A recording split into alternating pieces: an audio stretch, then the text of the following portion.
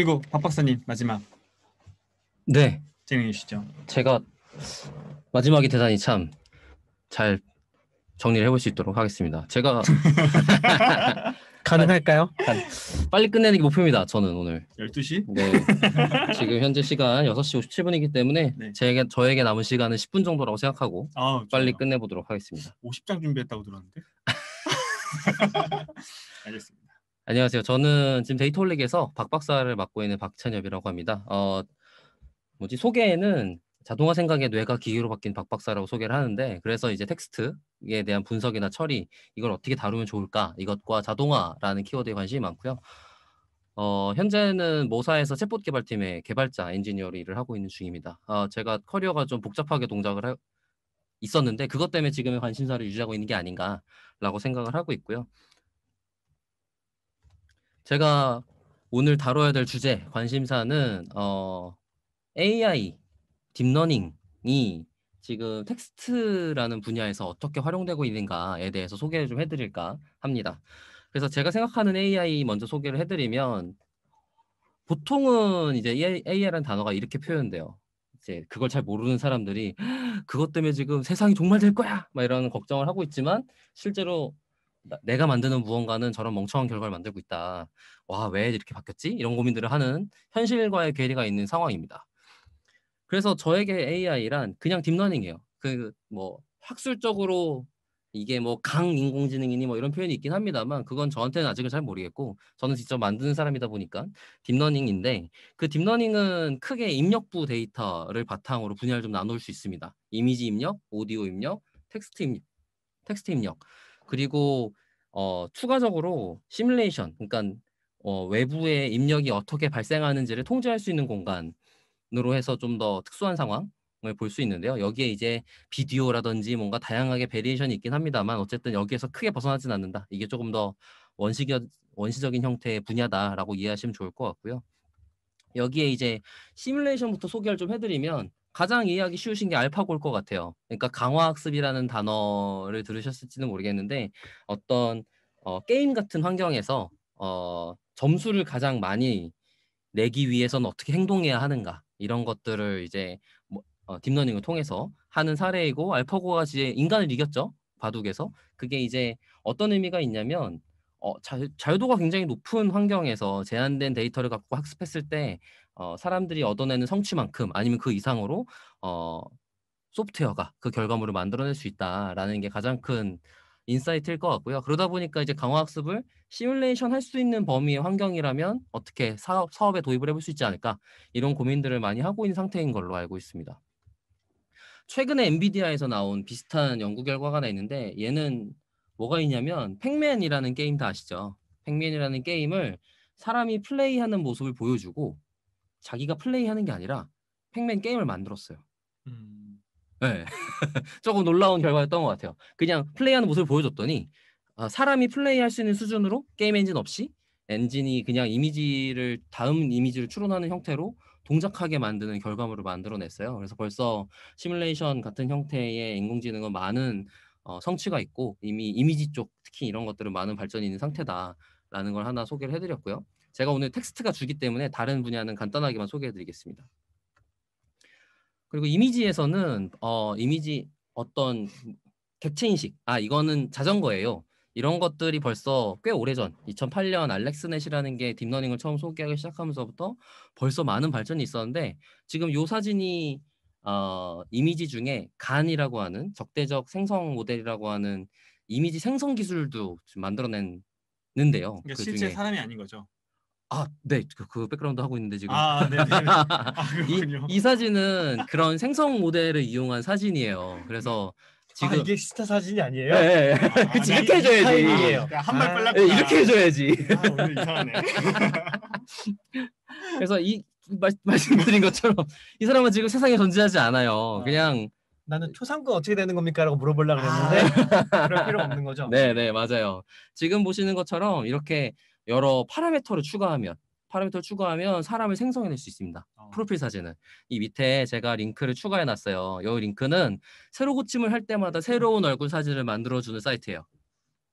그래서 여기서 들어갈 수 있나요? 한번 뭐 들어가 보세요. 지금 보시는 분들이 다 들어가 보시면 지금 제가 보여드린 거 말고 계속 모든 사람들이 새로운 사람의 얼굴 사진을 확인할 수 있습니다. 지금 여기 이 기술은 벌써 많이 발전해서 가상 모델 사진을 제공해주는 사업으로 발전했어요. 계속 새로 고침하다 보면 박박사 얼굴 나오나요? 저랑 비슷한 사진이 있을 수 있을 거라는 가능성이 한 뭐 10만 분의 1쯤 되지 않을까 싶네요. 무슨 얘기들아. 이미지랑 시뮬레이션은 그런 것 같고요. 이제 오디오, 소리는 어떻게 되어 있냐면 오디오는 크게 두 가지로 분류할 수 있습니다. 이미지랑 비슷하게. 뭐냐면 합성, 그러니까 텍스트가 있으면 그걸 말로 해준다. 그 다음에 인식, 내가 말하면 그걸 글자로 바꿔준다가 있는데 오디오 합성도 좀 많이 나간 분야예요. 지금 뭐 벌써 서비스도 많이 나와 있죠. 뭐 여러 가지 오디오 플랫폼들 쪽에서 누가 말해주는 뭐 이런 서비스들이 나오고 있는 걸로 알고 있어요. 뭐 걸그룹 누가 이야기해주는 뭐 책 뭐 이런 것들이 있는 중인데 그거에 대한 기반 기술을 처음에 소개해준 뭐 타코트론이라고 하는 모델인데 이게 이제 손석희 그 다음에 박근혜 전 대통령 한 명 더 누구죠? 뭐 한 3명 정도 해갖고 예시를 한번 누가 공유를 해줬어요. 한글로도 가능하다. 그리고 한글도 지금 회사에서 지금 BM을 만들 정도로 사업화가 많이 될 정도로 기술이 성장했다라고 소개해드리면 좋을 것 같고요. 여기 안에 들어가 보시면 들어보실 수 있습니다. 그리고 이거 안 했네. 오디오 인식도 지금 마찬가지예요. 제가 여기 구글 닥스라는 구글의 그 오피스 워드 같은 사이트가 있는데 여기에는 한글 인식을 해주는 기기가 있습니다. 음성으로 입력이라는 기능이 있어서 그냥 클릭해서 선택을 하시면 이렇게 쭉 글자를 인식을 해주고 그거 갖고 이제 음성 투 텍스트가 어떻게 변경되고 있구나라는 걸 확인할 수 있는데요. 당연히 아직 엄청난 사람들이 놀랄 정도의 성능은 아니에요. 그런데 이제 전 세계에서 가장 거대하게 데이터를 확보할 수 있고 어느 언어건 신경 쓰지 않고 글로벌한 모델을 만들 수 있는 기업에서 만들어내는 제품의 수준의 이 오디오 인식의 경우는 여기를 확인해 보시면 가장 좋은 바로미터지 않을까 생각하고 있습니다. 이게 최상 성능이다. 최상 성능이다. 나와 있는 것 중에 얘가 끝판왕이다. 맞습니다. 특히 요거랑 또 똑같이 뭐가 있냐면 유튜브에 들어가 보시면 자막 중에 자동 자막이라는 기능이 있어요. 그렇죠. 네, 자동 자막이 그 음성을 인식해서 이 텍스트로 바꿔주는 역할을 수행해 줍니다. 영어는 정말 깜짝 놀랄 정도예요. 어지간한 방언도 다 커버하고요. 그런데 이제 한글은 아직 그 정도로 관심 있게 보고 있지 않기 때문에 뭐 우리나라 내부에서도 음성 인식을 시도하고 있는 기업들은 많긴 합니다만 이게 보시면 아시겠지만 지금 문장만 한번 볼까요? 네, 안녕하세요. 자동화 생각에 내가 기계로 바뀐 박 박사입니다. 에서 오타가 모음 하나만 있어요. 그러니까 정확도만 보면 굉장히 높은 거예요. 근데 의미가 달라지거나 아예 말이 바뀌거나 하죠. 그러니까 오디오 인식은 아직 정확도가 아주 높더라도 쉽지 않고 그냥 박 박사 발음이 안 좋은 거 아니에요? 다음에 한번 시도해 보세요. 네. 해봐도 될까요? 여기 네. 지금 제가 넘어갈 수 있으면 좋겠는데 됐습니다. 여기 클릭하셔야 돼요. 네. 네, 안녕하세요. 자동화 생각에 뇌가 기계로 바뀐 박 박사입니다. 반갑습니다. 지금 자동화 생각이라고 했잖아요, 제가. 내가 기계로 바뀐. 거봐. 안녕하세요. 자동화 생각에 뇌가 기계로 바뀐 박 박사입니다. 죄송합니다. 외곽이 이대로 바뀌었대. 무슨 소리 하는 거야 지금. 너무 인위적으로 하니까 그런 텍스트는 여기 학습이 안 되어 있는 거지. 그런 음성은. 사과할게요. 뭐 물론 지금 이거는 커머셜이 아니기 때문에 생기는 그런 것도 있고 각각 파인 튜닝 한다고 표현하는데 더 이걸 정교한 성능을 올리기 위한 노력들을 하게 된다면 그러면 조금 더 성능이 좋아지긴 합니다. 괜찮네요. 괜찮은 것 같아요. 제가 볼 때는. 이 정도면 뭐 훌륭하죠. 그러니까요. 무료잖아 심지어. 무료인데. 네. 아무튼 그렇습니다. 그래서 오디오 인식은 여기까지 성장하였다라고 보시면 될 것 같아요. 그래서 지금 딥러닝에서 가장 그 성능을 체감할 수 있는 서비스들을 소개를 해드렸고 텍스트 드디어 소개해드릴까 합니다. 텍스트는 이게 지금 가장 성능이 좋은 애가 대화한 결과물이에요. 네, 사람이라고 써 있는 게 직접 사람이 질문한 내용이고요. AI라고 써 있는 게 물론 원래 영어를 한글로 번역한 거긴 합니다만 실제로 영어로 저렇게 대답을 했대요. 이게 지금 2020 5월에 발표된 모델이고 지금 이 정도 성능을 보이고 있습니다. 이 정도면 제가 제가 이 분야에 대한 인사이트를 갖고 대답하는 수준의 대답인 것 같아요. 박 박사보다 낫네요. 그러니까 말이야. 그러니까 이런 걸 보면 이건 엄청난데? 라고 생각이 드는데 이 모델에 대해서 좀 간단하게 소개를 해드리려고 합니다.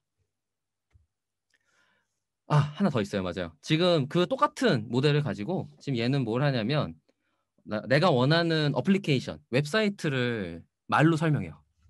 말로 설명할게요. 지금 버튼을 만들 건데 뭐라고 말하냐면 애드래요. 뭐 3달러 더해 뭐 이런 식이었던 것 같아 제 기억에. 그리고 다시 5달러 빼세요. 버튼 추가 뭐 이렇게 써져 있어요. 그런 식으로 이제 문장으로 설명을 하면 그거를 프론트 개발하는 도구 중에 리액트라는 프레임워크가 있는데 리액트 앱으로 만들어줍니다. 동작해요 심지어. 더하기 빼기도 되고 총 계산이 얼마인지도 보여주고 이런 것들을 한다는 거죠. 이게 그 설명하는 텍스트를 코드인 텍스트로 전환하는 작업을 해주는 모델인 건데 이게 지금 여러 가지 그동안에 있었던 그 텍스트의 연구 성과들 중에 가장 놀라운 성과인 거예요. 지금 이걸 보고 사람들이 다들 놀라워하고 있고 제가 비디오로 넣었더니 좀 오래 걸리네요. 네, 한번 동작하는 걸 보시죠. 버튼 2번 눌렀는데 그대로 계산돼서 올라가는 걸 볼 수 있고 빼면 빼는 대로 동작하는 모습을 볼 수 있습니다. 밑에 그 코드가 작성이 되는데 그냥 그대로 동작하는 코드가 작성이 되는 거예요. 저 코드가 만들어진다는 게 핵심인 거죠? 네네. 아까 있었던 여기 위에 말로 하면 코드를 만들어준다. 요 문장으로 이렇게 동작하는 코드가 되는 거예요. 이걸 파인 튜닝 없이 그거 설명해 드릴게요. 네. 이게 얼마나 놀라운 건지 조금 더 설명해 드릴까 해요. 그러니까 딥러닝으로 텍스트를 취급하는 문제는 2008년부터 2020년까지 제가 지금 방금 소개해 드린 모델까지 총 한 12년 정도 걸렸습니다. 12년이 걸려서 이 정도 결과물을 만들게 되는데 2008년에 있었던 NLM의 이 모든 과정들은 뭘 하고 싶어서 노력을 한 거냐면 의미를 벡터로 표현할 수 없을까라는 질문을 해결하기 위해서 만들어진 거예요. 벡터라는 건 뭐 숫자 10개, 숫자 뭐 300개, 숫자 3000개 갖다가 의미를 숫자화할 수 없을까라는 뜻이에요. 숫자 00001, 0, 35, 28, 19, 27, 105 이거는 사랑이란 뜻이야. 뭐 이런 걸 하고 싶은 거예요. 그러면 계산할 수 있잖아.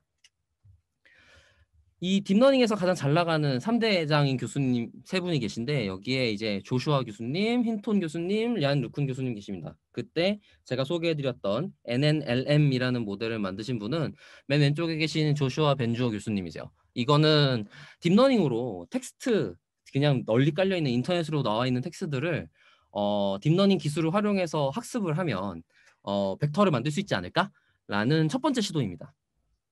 근데 안 썼어요. 그냥 연구 결과만 있었고 이게 유명하지도 않았고 그냥 그런가 보다 지나갔었단 말이에요. 근데 이거를 크게 빵 터지게 사람들한테 이게 되네? 라는 걸 보여주게 만든 모델이 2013년에 만든 워드2백이라는 모델이고 이 단어 때문에 워드 벡터, 워드 임베딩이라는 용어가 성행하기 시작했습니다. 지금 보이는 사진은 제프딘이라는 구글 수석 엔지니어인데 이분이 무슨 짓을 했냐면 그 전에 만들었던 NNLM에 비해서 계산 복잡도를 엄청나게 낮췄어요. 그러다 보니까 오른쪽 기술을 활용해서요. 그러다 보니까 시간이 7분의 1로 줄어들었는데 성능은 2배가 늘어난 거예요. 옛날에는 14일 걸렸어. NLLM이라는 애가. 근데 정확도가 30%밖에 안 돼. 그런데 지금은 이틀만 학습시키면 정확도가 60% 넘는 모델을 만들게 된 거예요. 근데 이 결과물 자체가 벌써 2013년, 지금부터 7년 전 일입니다. 그리고 작년, 재작년 2018년에 버트라는 모델이 만들어지면서 드디어 이제 이 텍스트 시장에 군비 경쟁이 시작이 됩니다. 왜 군비 경쟁이라고 표현을 했냐면 이 버트라는 모델은 아까 있었던 워드 벡터 이런 것들이 뭐 한 300차원 뭐 이렇게 얘기를 했잖아요. 근데 그걸 학습하는데 얘가 제가 알기로 몇 천만 원 들어간 모델이에요. 몇 천만 원 이상 GPU를 사용해서 그러니까 GPU를 산 다음에 그걸 사용하기 이게 아니고 클라우드에서 이걸 학습하는 데 들이는 돈이라고 하면 뭐 이렇게 되는 거죠. 그러다 보니까 얘도 며칠씩 걸리는 거대한 텍스트를 갖고 학습을 했었고 얘가 무슨 문제를 촉발시키냐면 스쿼드라는 문제를 사람보다 잘 푸는 첫 번째 모델이 됩니다. 스쿼드라는 문제가 뭐냐면 이거는 이제 한글로 만들어진 코커드라는 모델을 지금 LG에서 공유하고 지금 리더보드를 운영하고 있는데요. 사이트는 한번 공유해 드릴게요. 장문의 문장이 있고 여기에 대한 질문을 하면 모델이 답변을 할 수 있어요. 그거를 했을 때 사람이 실제로 문장을 읽고 질문에 대한 답변을 하는 것보다 더 정확하게 답변을 했다라는 최초의 모델이에요.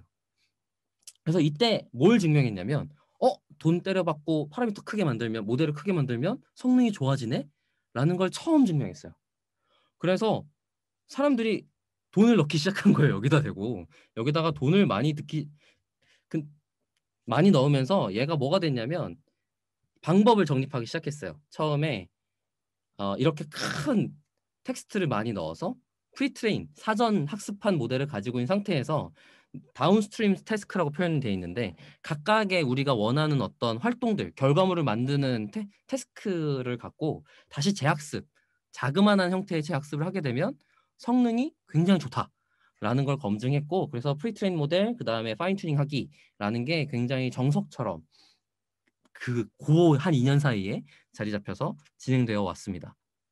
다운스트림 태스크에는 굉장히 많은 게 있어요. 뭐 문장을 주고 그거에 질문답을 한다든지 그게 문장의 내용들이 굉장히 분야가 다르다든지 아니면 문장 내에 말한 적이 없는 걸 추론을 하게 하는지 이런 것들이 있는데 거기까지는 이제 소개해드리지는 않을 것 같고 이거는 심지어 프리트레인 문행들이 이미 학습이 완료된 상태로 공유된 것들이 꽤 있습니다. 위에 있는 코버트, 밑에 있는 디스틀 코버트, 코에리카, 그 다음에 코지피2 모두 다 이런 계열의 사전 학습을 해놓은 거대한 모델들이고 이걸 파인튜닝해서 자기의 태스크에 사용할 수 있기 때문에 가서 파인튜닝 하는 법도 다 소개되어 있어요. 그러니까 한번 참고해 보시면 좋을 것 같고요. 약간 분야를 넘나드는 것 중에 하나인데 지금 보시는 것들은 이 버트라는 모델이 가지고 있는 학습용 아이디어가 있어요. 그러니까 안녕하세요, 저는 박찬엽입니다 라고 말하는 문장이 있다고 치면 중간에 있는 걸 하나를 빼요. 그래놓고 모델한테 그거 단어가 뭔지를 맞춰보세요 같은 문제를 시키는 거예요. 그거를 이제 마스크드라는 형태로 표현하는 문제 태스크가 있는데 그걸 이미지에 적용을 했어요. 그랬더니 제일 왼쪽에 있는 게 제일 오른쪽에 있는 사진을 반만 잘라서 넣은 거예요. 그랬더니 가운데 있는 4개가 모델이 그 뒤에 밑에 있는 비어있는 부분을 추정한 결과물입니다.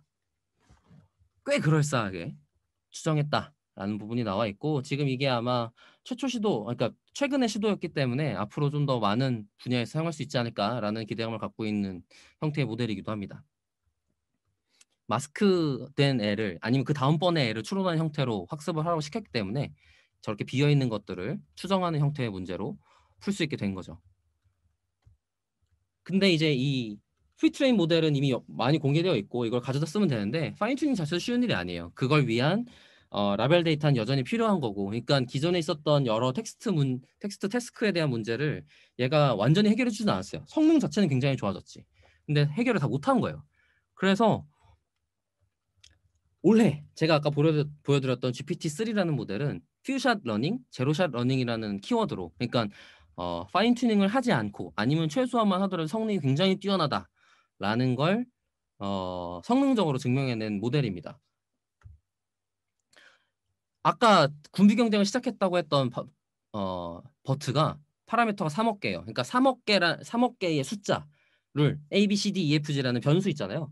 그 변수라는 걸 3억 개를 가지고 걔가 어떤 숫자여야 되는지를 텍스트 기반 학습, 대량 코퍼스 기반 학습을 통해서 결정하고 그거 갖다가 모델 결과물을 만들어내는데 GPT-3는 그거의 몇 배죠 이게?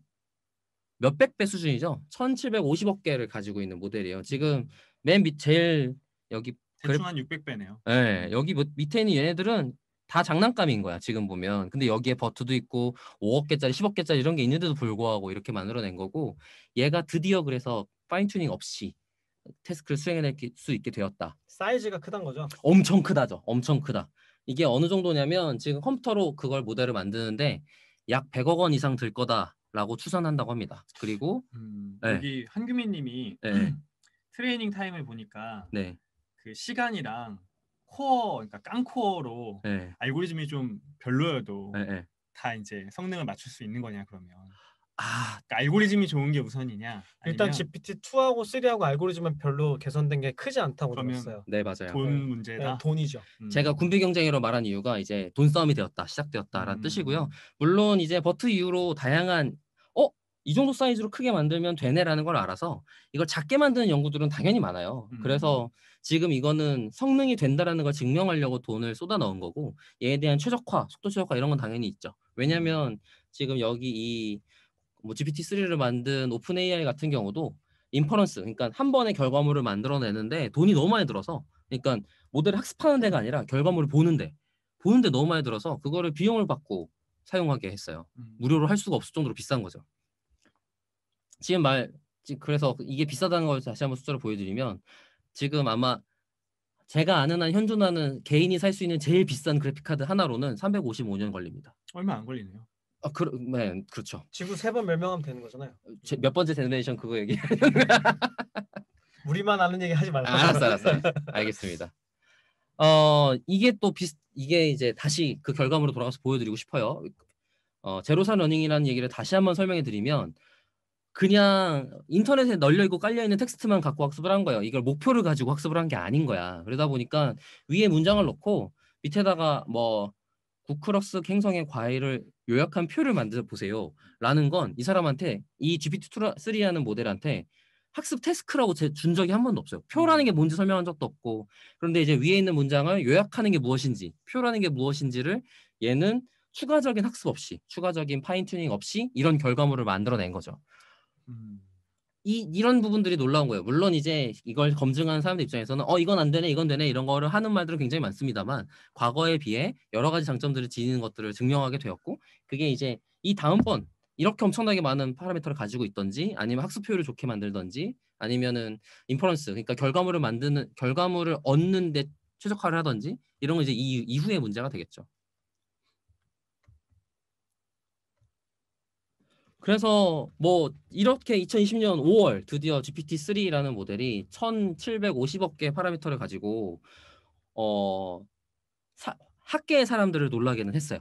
이제 일반적인 사람들한테 이게 어플리케이션으로 나올 정도려면 시간이 좀 필요하겠습니다만, 놀라게 했는데 다음은 뭘까라고 생각해 보면 저는 아직도 갈 길이 구만이라고 생각을 합니다. 왜 그러냐면 사람의 뉴런이 850억 개 정도 된다고 해요. 근데 그 850억 개가 뉴런이고, 뉴런 한 개당 시놉스인가요? 시냅스가 1000개 정도 있대요. 그러니까 지금 가지고 있는 GPT-3 파라미터에 비해서 약 480배 커요, 사람의 뇌가. 근데 사람의 뇌는 더 커지기 힘들지. 이건 동물의 몸이니까.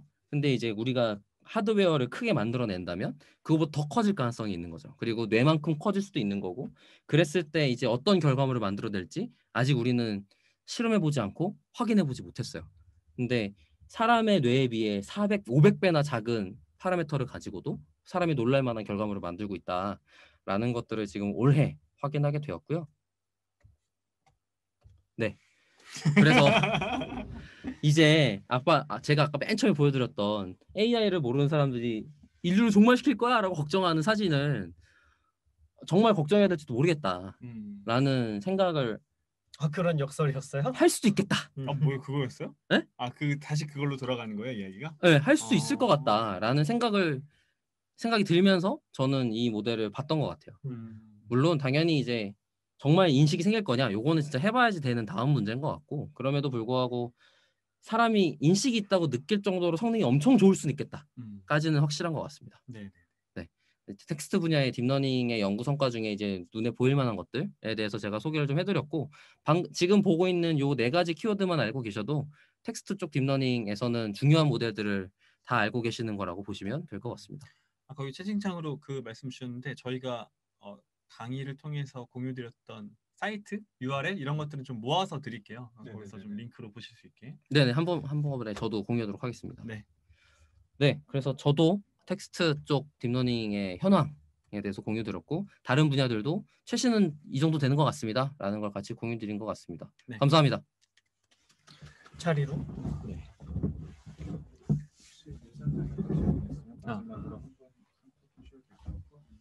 질문을 받아서 질문을 네, 일단은 사전 질문 주셨던 것부터 말씀을 좀 드리려고 하는데 저희 사실은 사전 설문에도 응답하고 참여해주신 분이 많이 계셔가지고 저희가 다 다루지 못하고 2가지 정도만 좀 말씀을 드리고 그 다음 현장 질문으로 넘어가 보려고 합니다. 첫 번째로는 현업과 관련된 업무를 제외하고 AI 관련해서 투자하는 시간이 어느 정도이신지 궁금합니다. 어느 정도 투자하세요? 현업이 AI 아니에요, 근데? 저는 요즘에는 개발만 하고 있긴 한데 네. 뭐 소식은 계속 눈을 계속 두고 있죠. 그러니까 제가 시간을 투자한다고 생각하는 시간은 하루 한 2시간 되는 것 같은데요. 그렇군요. 네. 김 팀장님은요? 저는 저를 분리할 수 없는 것 같은데요. 저 일을 하는 거니까. 그렇죠. 저도 사실은 마찬가지로 다른 일 지금 하다가 이걸 하는 게 아니니까. 저도 지금 담당하고 있는 교육 과정이 AI 역량 향상 교육 플러스 현업에 있는 현업의 AI 프로젝트 하는 이제 과정이거든요. 그러다 보니까 분리하기는 어려울 것 같고 분리하기 전에는 어느 정도 했냐를 생각해 보면 이 AI 쪽 담당하지 않을 때 그냥 최소 1~2시간 이상은 쓴 것 같아요. 그게 페이스북에서 새로운 피드를 보면서 예를 들면 박 박사님이 얘기하신 것처럼 GPT-3가 나왔어? 뭐 또 검색해보고 뭐 다른 지인이나 AI에서 활동하시는 분들이 공유해주는 뭐 기사도 보고 그런 게 뭐 하루에 진짜 1시간 이상씩은 되지 않았나 생각이 들고 뭐 주말 같은 때 좀 몰아서 공부하기도 하고 그렇게 했습니다.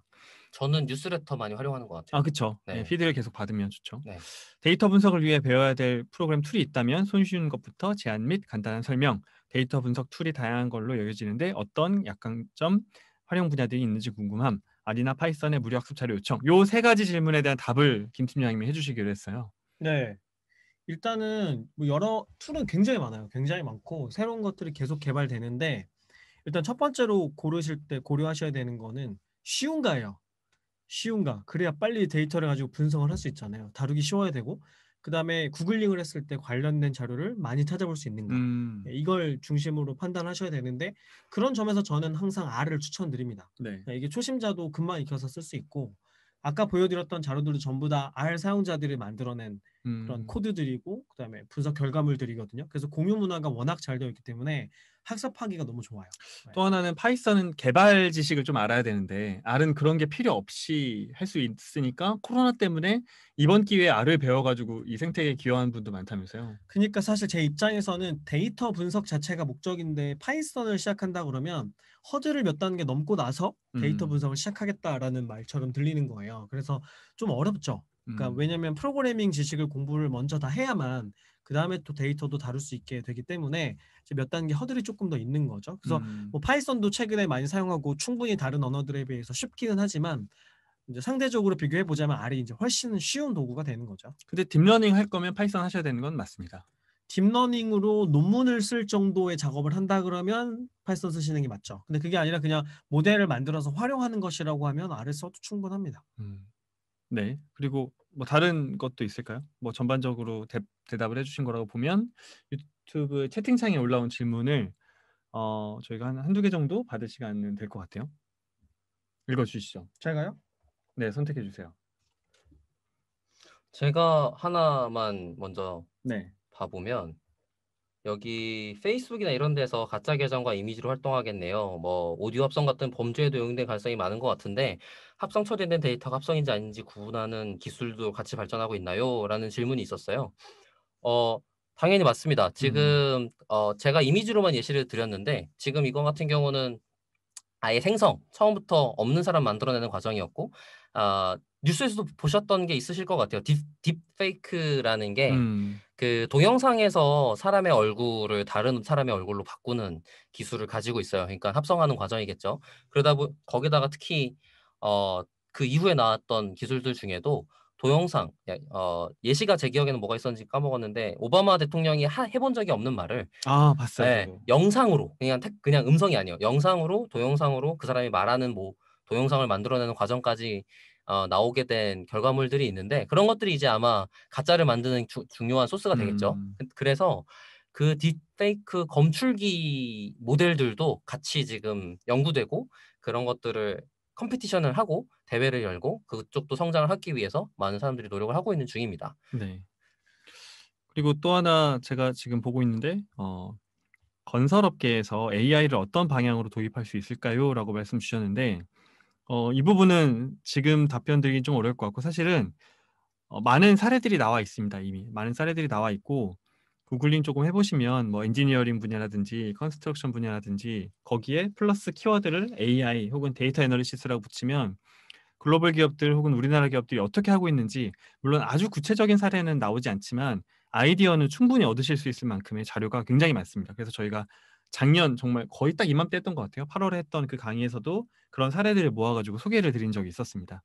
그래서 AI는 사실 아무것도 없는 상태에서 도입의 아이디어를 찾기는 좀 어려워요. 그러니까 이제 벤치마킹을 하고 그걸 통해서 아이디어를 얻는 게 빠른 방법입니다. 네. 네. 네, 더 있을까요? 네. 저도 한 분 CJHCBJ라는 분이 네.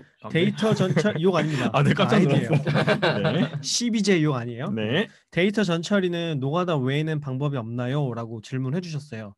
노가다 외에는 방법이 없습니다. 네. 네, 근데 조금 효율적인 노가다가 있고 덜 효율적인 노가다 있을 뿐이지 어떤 데이터를 완전히 자동으로 깨끗한 형태로 만들 수 있는 방법은 지금까지는 없어요. 그래서 사실 데이터 분석가의 실력이라고 하면 뭐 모델링을 얼마나 잘하느냐 이런 것보다도 전처리 되어 있지 않은 그냥 날 것의 데이터를 실제로 분석할 수 있는 형태로 얼마나 빨리 효율적으로 가공해낼 수 있느냐가 사실 분석가의 실력이라고 할 수 있는 거예요. 왜냐하면 뭐 예쁘게 잘 정리된 데이터라고 하면 그걸 가지고 모델 만드는 건 굉장히 간단하거든요. 그렇죠. 이미 패키지들이 잘 만들어져 있기 때문에. 근데 그 앞 단계까지가 일반적으로 데이터 분석가들이 가장 많이 공을 들이는 작업입니다.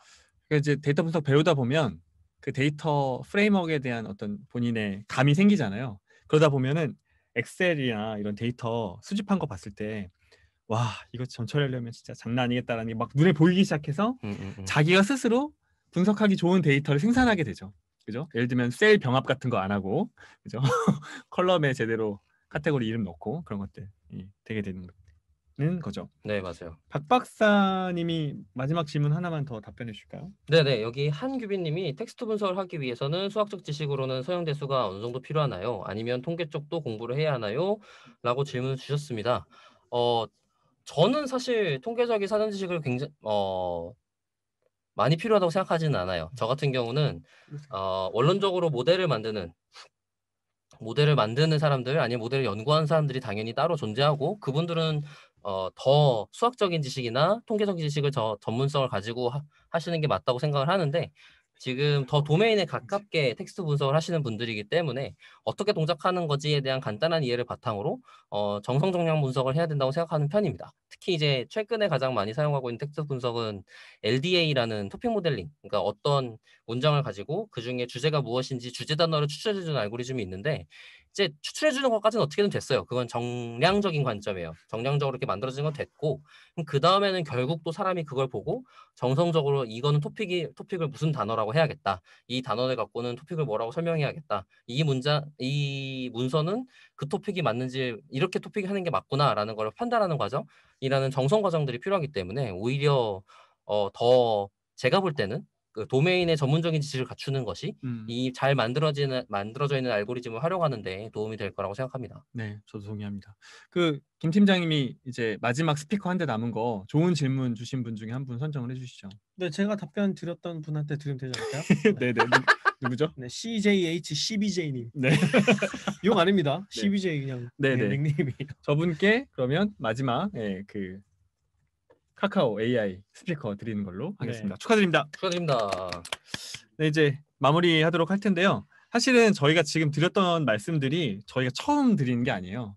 저희 데이터 올릭 방송을 통해서 그리고 박 박사나 김 팀장도 페이스북 활동을 잘 하고 있으니까 그런 것들 플랫폼을 통해서 굉장히 많이 드린 말씀입니다. 그래서 저희가 다 답변을 못 드려서 좀 아쉽긴 한데 예를 들면 R이 좋아요, 파이썬이 좋아요라든지 뭐 데이터 분석은 어떻게 시작해야 돼요, 전처리는 어떻게 해야 돼요라든지 이런 것들을 전부 다 저희가 데이터 올릭에서 다뤘던 내용들이니까요. 잘 정리되어 있는 그 콘텐츠들도 여러분이 많이 사랑해 주시면 좋겠습니다. 저희 팟빵에 유튜브에 구독과 좋아요 미리 감사합니다. 지금 시청하시는 분이 40분이 넘었으니까 최소한 40개 이상은 오를 거라고 생각을 하고 많은 참여 부탁드리고요. 사실은 현대 엔지니어링 그 임직원분들 혹은 여기 구독자분들이 이 컨텐츠에 관심을 가지셔서 들어와 주셨는데 제일 처음 중요한 건 저는 이제 교육을 담당하니까 이런 걸 전혀 모르시던 분들이 학습하는 과정들을 많이 지켜봤거든요. 첫 번째로는 재미가 있어야 돼요. 근데 재미가 있다는 거는 내 업무와 연결이 돼야 된다는 거고, 내 업무와 연결이 된다는 건 내가 근데 사실은 데이터 분석은 연결이 안 되는 업무가 없거든요. 이제 말을 좀 바꾸는 것 같은데 모든 직무와 모든 분야의 데이터 분석 연결이 되고 있고, 아까 김 팀장님 공유해 주신 것처럼 이미 공부할 수 있는 생태계는 정말 잘 갖춰져 있습니다. 근데 함께 하고 재밌게 하는 게 중요하니까 AI 동호회 네? 얼굴 화면 말하고 있으니까 크게 해달래요. 네네. 그러니 중요하니까 AI 동호회에 가셔서 여러분이 이걸 같이 고민하시는 분들이 학습도 하고 이야기도 하고 데이콘에도 나가보시고 캐글에도 나가보시고 하면서 데이터 분석을 재밌고 즐겁게 배우셨으면 좋겠습니다. 그럼 마무리할까요? 네. 네, 그러면 저희 데이터올릭은 저희 채널을 통해서 항상 더 재밌는 컨텐츠를 제공해드리도록 노력할 거고요. 방송을 들으시는 분들, 그리고 나중에 또 이 방송을 시청하실 현대 엔지니어링 임직원분들 데이터 분석에 뭐라고 할까요? 화이팅 하시라고 할까요? 재밌게 잘 학습하시면 좋겠습니다. 그러면 저희 오늘 방송은 여기서 마무리하겠습니다. 감사합니다. 감사합니다. 감사합니다. 늦은 시간까지 시청해 주셔서 감사합니다.